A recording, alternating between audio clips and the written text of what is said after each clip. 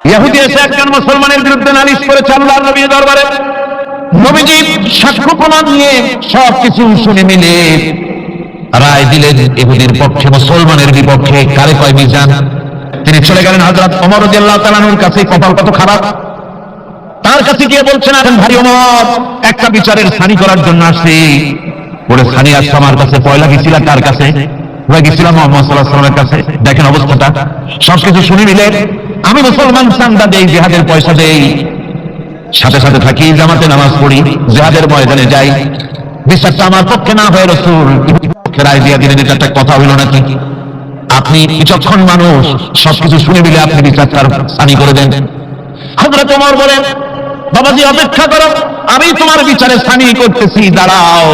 হযরত ওমর ঘরের মধ্যে ঢুকলেন, তরবারি নিয়ে আসলেন, হাতের থেকে তরবারি বার করে হযরত ওমর বলেন, যেই ব্যক্তি আল্লাহর নবীর ফয়সালা করার পর তো মানতে পারে না, তার ছানি করতে আসে, তার ফয়সালা তো এই রকম করে করে দিতে হয়। তরবারি মারেন। একজন রাসূল পাক সাল্লাল্লাহু আলাইহি ওয়াসাল্লাম এক ইহুদির কাছ থেকে ধার করেছিলেন এবং নির্ধারিত তারিখে ধারের টাকা পরিশোধ করেছেন। ওই ইহুদি প্রতিমধ্যে একদিন রাসূলকে ধরে বলছেন, মুহাম্মদ সাল্লাল্লাহু আলাইহি ওয়াসাল্লাম, তুমি আমার কাছ থেকে যে টাকা নিয়েছিলে টাকাগুলো ফেরত দাও। উনি বলছেন, আমি তো টাকা তোমাকে ফেরত দিয়েছি। কয় না, আমি টাকা পাই নাই, টাকা ফেরত দাও। হুজুর বলছেন, দিয়েছি। আর ও বলছে, দাও না। এমন সময় একজন সাহাবী এসেছেন, বলছেন, হুজুর এখানে কি হচ্ছে? হুজুর বলছেন, এই লোকটার কাছ থেকে আমি টাকা নিয়েছিলাম, টাকাটা ফেরত দিয়েছি, তারপরে সে আমার কাছে বলছেন আমি ফেরত দেই। সাহাবী বলছেন, হুজুর আমি জানি আপনি তাকে টাকা ফেরত দিয়েছেন। হুজুর বলছেন, তা কি করে হয়? আমি যখন টাকা গ্রহণ করি তখনও তুমি এখানে উপস্থিত ছিলেন, আর যখন আমি টাকা তাকে ফেরত দেই তখনও তুমি তা দেখোনি, তুমি কোনো সময় এর সাক্ষী ছিলে না, উপস্থিত ছিলে না। তুমি কি করে বলছো যে আমি তার টাকা ফেরত দিয়েছি? তুমি সাক্ষ্য, তুমি যে সাক্ষী তার প্রমাণ কি করে তুমি তা বলছো? সাহাবী বলছেন, ইয়া রাসূলুল্লাহ, আমরা আল্লাহ রাব্বুল আলামিনকে চিনতাম না, অসংখ্য মূর্তি পূজা করতাম, আমাদের বাপ দাদারা 14 গোষ্ঠী মূর্তি পূজা করত। আপনি বলেছেন এই মূর্তি পূজা চলবে না, এক আল্লাহর গোলামি করো, তার দাসত্ব করো। আল্লাহরে দেখি নাই, আপনার কথা মতো মাবাতের ধর্ম পরিত্যাগ করে, হাজার হাজার শত শত মূর্তিগুলিকে পরিত্যাগ করে এক অদাতা আল্লাহরে বিশ্বাস করেছি, দেখি নাই। আপনি বলেছেন ফেরেশতা আছে, দেখি নাই, বিশ্বাস করেছি। আপনি বলেছেন জাহান্নাম আছে, বেহেশত আছে, দেখি নাই, বিশ্বাস করেছি। আপনি বলেছেন এই দুনিয়া এই জীবন জীবন নয়, আরেকটা জীবন আছে, ওখানে আমাদের উপস্থিত হতে হবে, জবাবদিহি করতে হবে আল্লাহর দরবারে। দেখি নাই, সাক্ষী পাই নাই, তবুও আপনার কথা মতো বিশ্বাস করেছি। হে আল্লাহর নবী, কোন সাক্ষ্য প্রমাণ ছাড়া শুধুমাত্র আপনার কথা মতো যদি এতগুলি বড় বড় কথা বিশ্বাস করতে পেরে থাকি, তাহলে ইহুদির এই মাত্র কয়েকটা টাকা ফেরত দিয়েছেন, এ কথা কেন বিশ্বাস করবো না? অবশ্যই ফেরত দিয়েছেন। গভীর রজনীতে আল্লাহর নবী ঘুমিয়ে আছেন। গভীর রাত্রে মক্কা শরীফে হযরত জিবরাইল এসে বলেন, আসসালামু আলাইকা ইয়া রাসূলুল্লাহ, ইন্নাল্লাহা ইয়াকরাউকা সালাম। হুজুর, আল্লাহ আপনাকে সালাম বলেছেন। আর আমি দেখে এলাম আপনার ঘরের চতুর্দিকে কাফেররা তরবারি নিয়ে দাঁড়ানো। মেহেরবানি করে আপনি ঘুমের থেকে জেগে হিজরত করে মদিনায় চলে যান। নবীজি ঘুমের থেকে জাগলেন, হযরত আলীকে ডেকে বলেন, আলী রে, আমার বিছানার উপরে আরাম করে ঘুমায় থাকো, শুয়ে থাকো, আল্লাহর অর্ডার হয়েছে, আমি মদিনার দিকে চললাম। আমার ভাইরা হযরত খোদা আলী রাসূলের দিকে তাকিয়ে বলেন, ইয়া রাসূলুল্লাহ, আপনার বিছানায় আপনার চাদর আপনার কম্বলখানা গায়ে দিয়ে আমি শুয়ে থাকবো। সকালবেলায় কাফির বেঈমানেরা এই ঘরের মধ্যে ঢুকে আপনার বিছানায় আপনার চাদর মুড়ি দিয়ে আমি আলীকে তারা মুহাম্মদ মনে করবে, আর আমাকে মুহাম্মদ মনে করে তাদের তরবারি দিয়ে তারা আমাকে টুকরা টুকরা করে জমিন থেকে বিদায় করে দেবে। আমি আলীর দিলের মধ্যে কোনো দুঃখ কষ্ট থাকবে না, বরং আমার মনের মধ্যে চাই তৃপ্তি হবে যে আমি আলীর জীবনের বিনিময়ে আল্লাহর নবী দুনিয়ায় বেঁচে আছেন। ভাইরা আমার, নবীজি ঘরের থেকে বেরোলেন। ঘরের থেকে বেরিয়ে দেখেন চতুর্দিকে কাফেরেরা হাতে এক মুষ্টি বালু নিলেন, সাহাতির ওযু করে দম করে বালুটা ছেড়ে দিলেন। চতুর্দিকে কাফের দাঁড়ানো, কাফেরদের চোখে বালু চলে গেল। বালি চোখে গেলে অবস্থাটা কি হয় আপনারা জানেন। দুই হাত দিয়ে চোখ রাখতেছে কাফেরেরা। নবীজি সরে গেলেন, একটা কাফেরও দেখতে পেল না কোন ফাঁকে নবী চলে গেলেন। পরবর্তী সময় আল্লাহ রাব্বুল আলামিন নবীকে ডেকে বলেন, ওয়া মা রামাইতা ইয রামাইতা ওয়ালাকিন্নাল্লাহা রামা। নবী, আপনি নিক্ষেপ করেন নাই যখন আপনি নিক্ষেপ করেছিলেন, আপনি শুধু বালুকণা ছেড়ে দিয়েছেন, আর আপনার আল্লাহ ঘরের চতুর্দিকে কাফেরদের চোখে বালুকণা পৌঁছে দেওয়ার দায়িত্ব আমার কুদরত গ্রহণ করেছিল। সুবহানাল্লাহ, সুবহানাল্লাহ। আমার ভাইরা, নবীজি হযরত আবু বকরের বাড়িতে গেলেন, দরজায় গিয়ে আস্তে করে নক করেছেন। দরজায় গিয়ে আস্তে করে নক করলেন, ভিতর থেকে আওয়াজ এলো, কে? ভিতর থেকে লাব্বাইকা সাদাইকা বলে হযরত আবু বকর বেরিয়ে এলেন।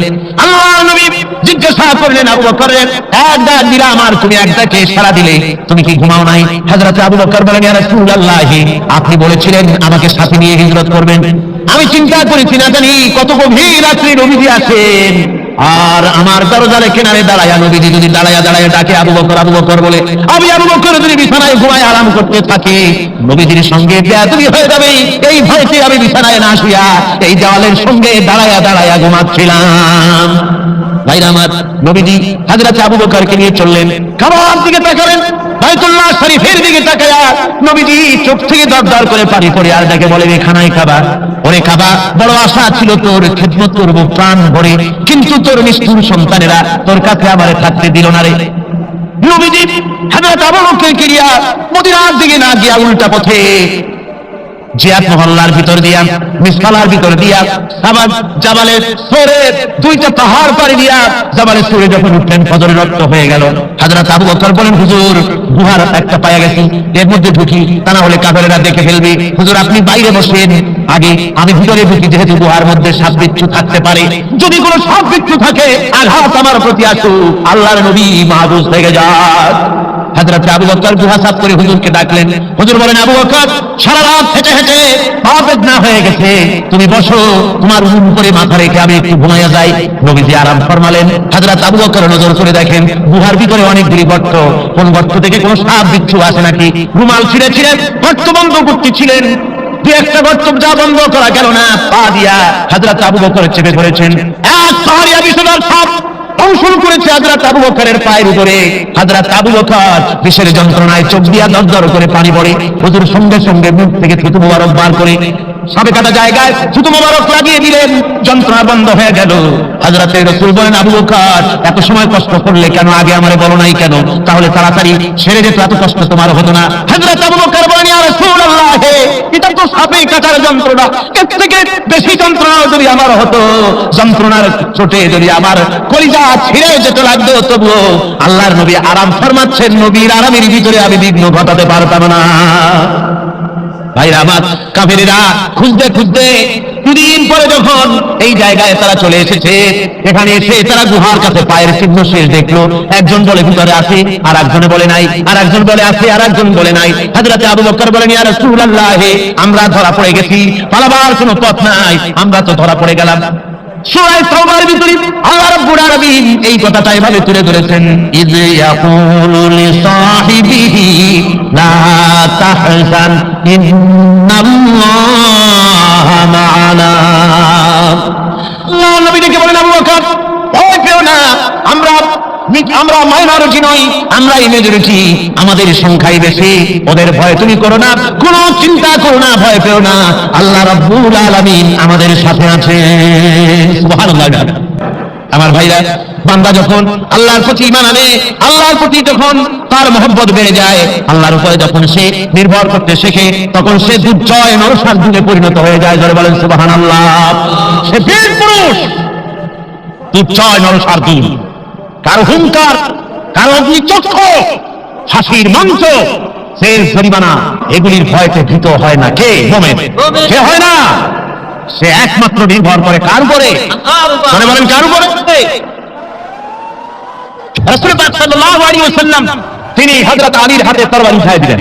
জুলফিকার বললেন, আলী তুমি যাও, আজকের ময়দানে সেনাপতির দায়িত্ব পালন করো। হযরত আলী তরবারি হাতে নিলেন। ইসলাম আক্রমণকারী যে না, সে কথা বলতে আমি এই কথা নিয়ে আসছি। হযরত আলী গেলে যায় মুরাহাবের সামনে পড়েছেন। মুরাহাব হলো হাদিসে এসেছে, মুরাহাব হচ্ছে কাফেরদের নেতৃত্ব দিচ্ছে।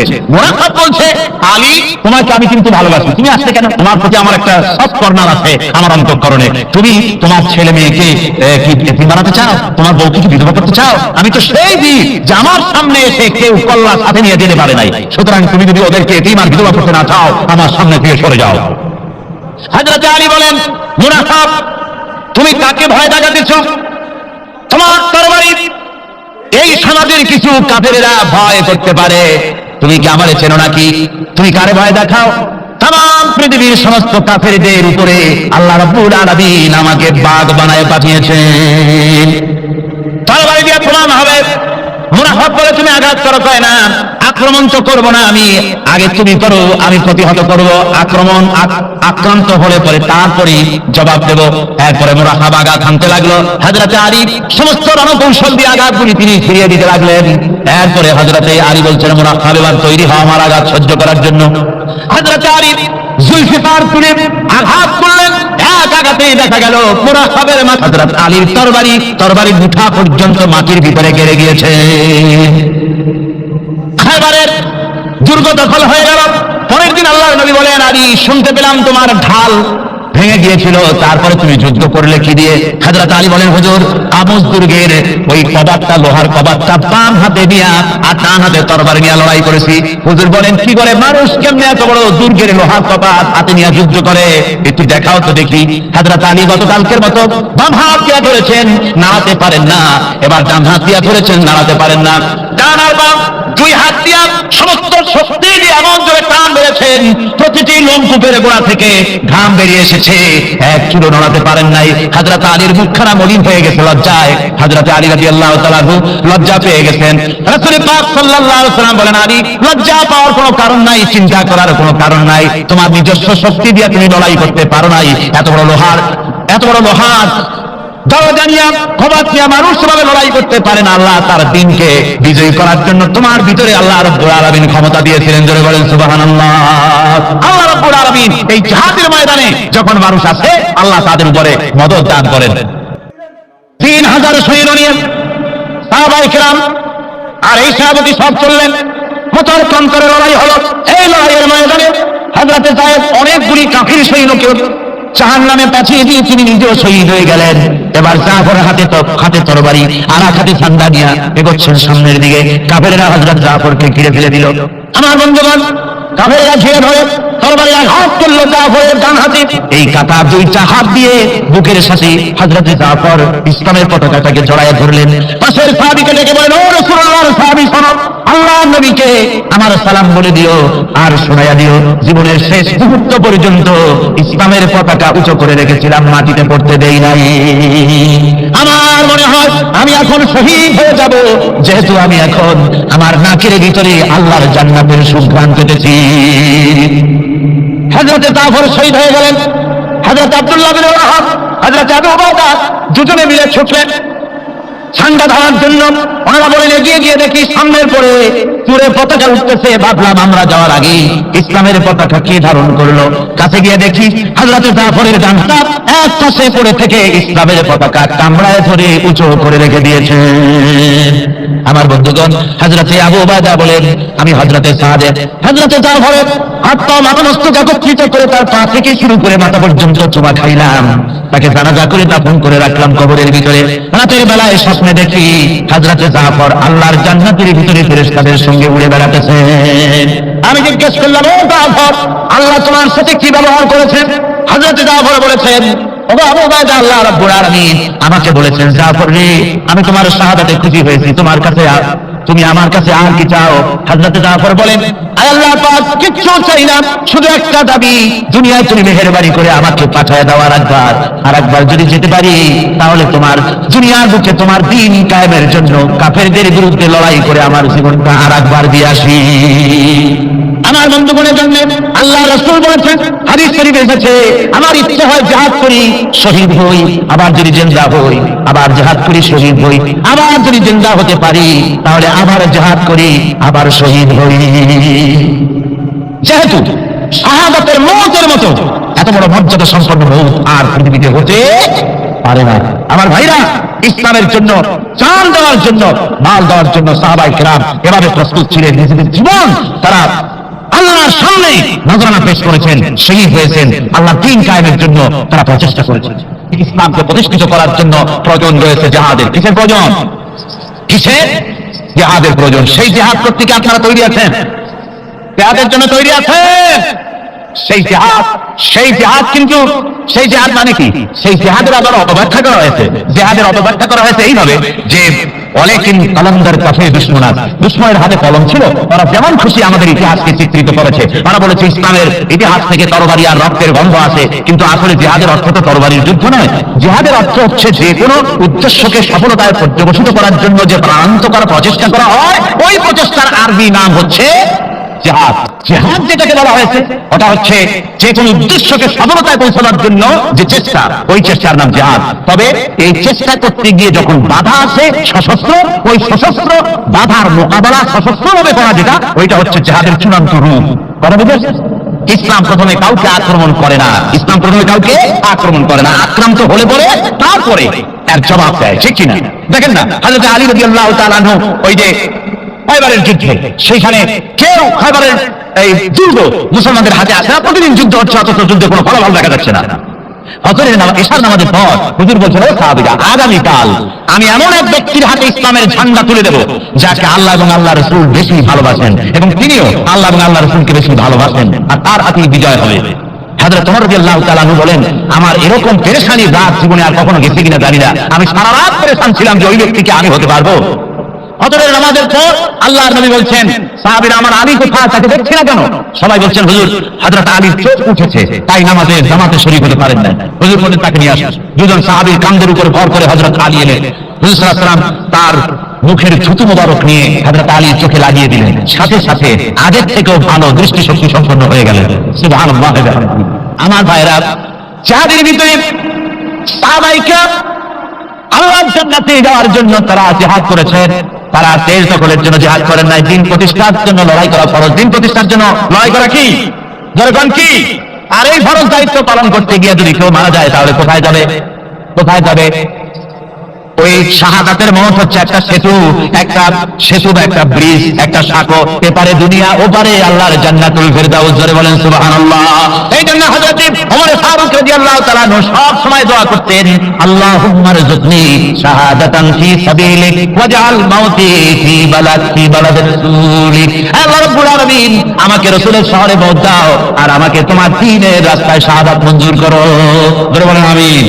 এটা আমাদের দোয়া, আমার দোয়া, আমার সারা জীবনের স্বপ্ন, সারা জীবনের স্বাদ, আল্লাহ যেন শাহাদাতের মওত নসিব করে দেন। জোরে বলেন আমিন। এর থেকে উন্নত মানের মওত আর নাই। ওই প্যারালাইসিস হয়ে বিছানায় পড়ে তড়পায় তড়পায় মরার কোনো দাম নাই। দুনিয়ার বুকে বিড়ালের জিন্দেগি বছর করার 500 বছর বেঁচে থাকার দাম নাই। সিংহের মতো 1 সেকেন্ড বেঁচে থাকার দাম আছে, ঠিক কিনা? আর মওত, প্লীহা, যকৃত, typhoid, paralysis, diabetes, heart attack, kidney পচে যাওয়া, হাবিজাবি মওতের চাইতে আল্লাহর রাস্তায় যা করে শাহাদাতের মওত সর্বশ্রেষ্ঠ মওত। সুবহানাল্লাহ। আল্লাহ পাক বলেন, ওয়া হুয়াল্লাযী জাআলাল লাইলা ওয়ান নাহারা খিলফাতান লিমান আরাদা আন ইয়াযাক্কারা আও আরাদা শুকুরা। আর আমি দিন এবং রাতকে একে পরস্পরের স্থলাভিষিক্ত বানিয়েছি, যারা শুকর আদায় করবে আর যারা এর দ্বারা জ্ঞান অর্জন করবে তাদের জন্য। অর্থাৎ তারা এগুলি দেখে মনে করবে যে এগুলি খালি খালি না। এই যে রাত আসতেছে, দিন আসতেছে, দিন এবং রাত্রের এই যে পরিবর্তনটা, এর মধ্যে রয়েছে